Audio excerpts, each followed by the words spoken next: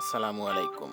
আজ আমি তোমাদের শোনাবো একটা স্বাদের গল্প না, একটা হৃদয়ের গল্প।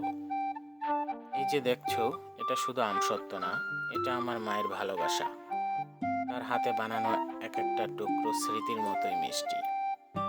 পাকা আমের মনগুলো মা নিজের হাতে সেদ্ধ করেছেন, তারপর মেশানো হয়েছে গোপন মশলা, আর সেই মিশ্রণ রোদে শুকিয়েছে দিনের পর দিন, 2 থেকে 3 দিন ধরে।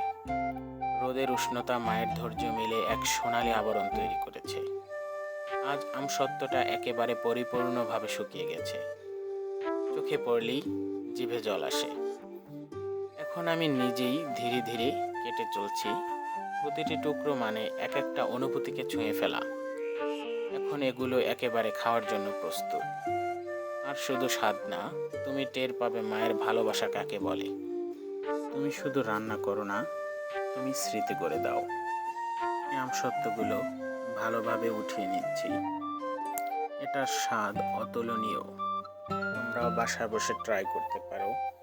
এটা খেতে খুবই সুস্বাদু, টক ঝাল আর মিষ্টি মিলে একাকার। সবাই ভালো থাকবেন। আল্লাহ হাফেজ। আসসালামু আলাইকুম।